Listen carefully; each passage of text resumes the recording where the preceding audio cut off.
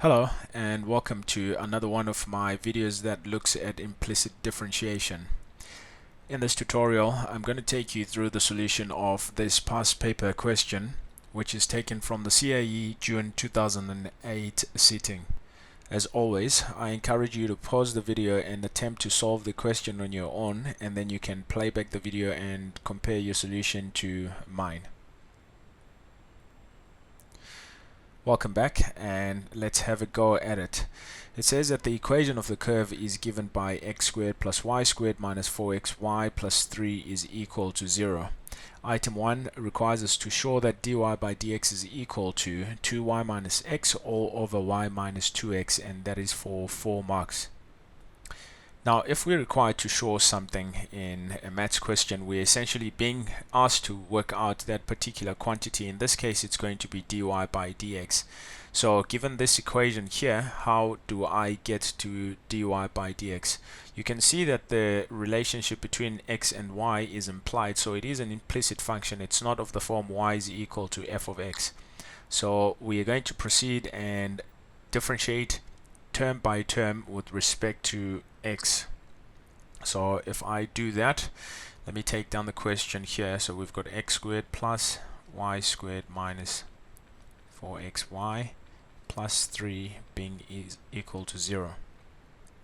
Now differentiating this with respect to x is going to give us 2x, and the derivative of y squared with respect to x is going to be equal to, we differentiate it with respect to y, so we multiply by the power, so that's going to give us 2y, and we write dy by dx next to that, minus. I need you to pay particular attention to this term here, as it is a product of two functions which you can look at as u and v. So g of x is going to be equal to minus 4x, and f of y is going to be equal to y, and we will have to make use of the product rule to differentiate this term.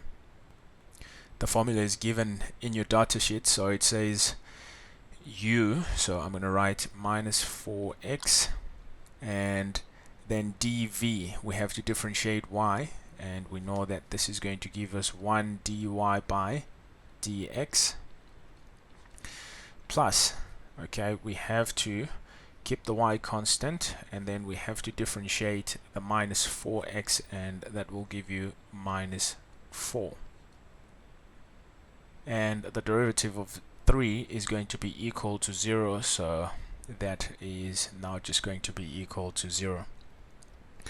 Now I'm going to divide throughout by 2. You can see there's a common 2 in all these terms here, so that I'm going to get x plus y dy by dx minus 2x dy by dx plus, sorry, that will now be equal to minus 2y is equal to 0. Now if we look at the required expression here, you can see that we have to isolate dy by dx. So I'm going to move the terms that are independent of dy by dx to the right hand side of this equation, so that I will be left with y dy by dx minus 2x dy by dx being equal to, when we add 2y on both sides, then the right hand side will have 2y, and then we have to minus that x, so it will be minus x. Now I am going to factor out the dy by dx on the left hand side, so that I will have into brackets y minus 2x multiplied by dy by dx is equal to the left hand side, or sorry, the right hand side stays unchanged. And then solving for dy by dx means that I have to divide by this term on both sides. So ultimately your dy by dx will be equal to 2y minus x. All that is divided by y minus 2x. So let me rule this out quite neatly, and I think that we would have managed to show the required result. Now the second part of the question requires us to find the coordinates of each of the points on the curve where the tangent is parallel to the x-axis, and that is for 5 marks. Now we should know by now that a tangent is parallel to the x-axis if the derivative, or dy by dx, okay, if dy by dx is equal to 0, then it is parallel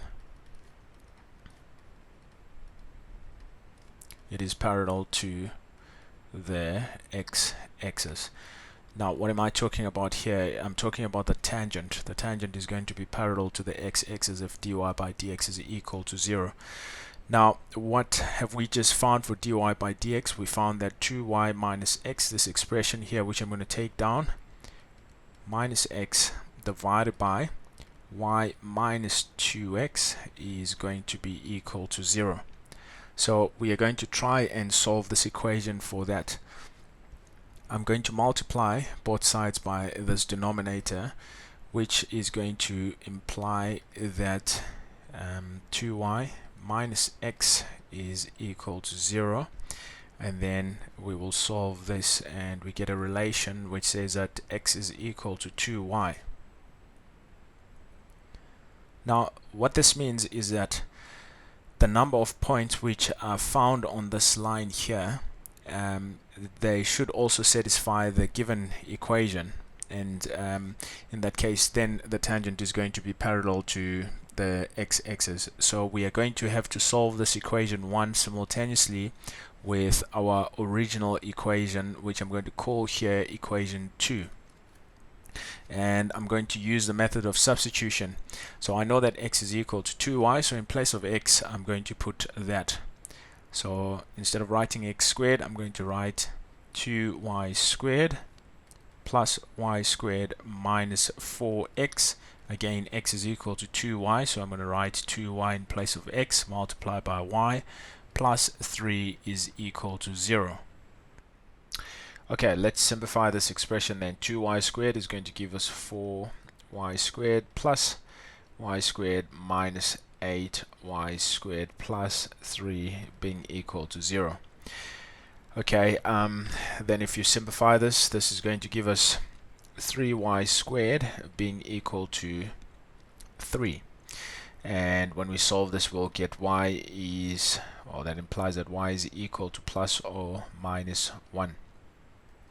Because the question asks for the coordinates of each of the points, so we now have the y coordinates, then we need to find the corresponding x values. So when y is equal to positive 1, I'm going to substitute that positive 1 into this equation and say that x is equal to 2 lots of 1, which is equal to 2. So one of the points is going to be 2 for x and 1 for y.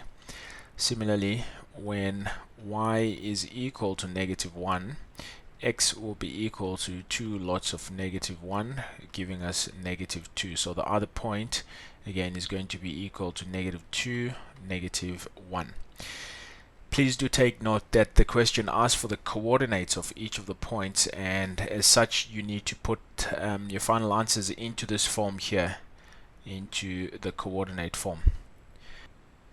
It is interesting to get a geometrical perspective of the situation under consideration. The graph of the implicit function that we started off with is represented by these two branches here. We also found out that the points at which the tangents will be parallel to the x-axis are found at the intersection of the line x is equal to 2y and this graph here. I have drawn the line x is equal to 2y, and the tangents will be at these points of intersection. We found that one of them is x is equal to negative 2 and y will be equal to negative 1. The second point was that x is equal to 2 and y is equal to negative 1. So drawing a tangent, which is defined as a line that just touches the curve, is going to be, the result is this here, and you can see that this line is actually parallel to the x-axis. The second tangent is going to be at x is equal to negative 2, and the result of that tangent is another line which is parallel to the x-axis. Now both these lines have got a gradient of 0. I trust that this representation gives you a better understanding of the situation. Thank you for watching, and we'll see you in the next tutorial. Cheers.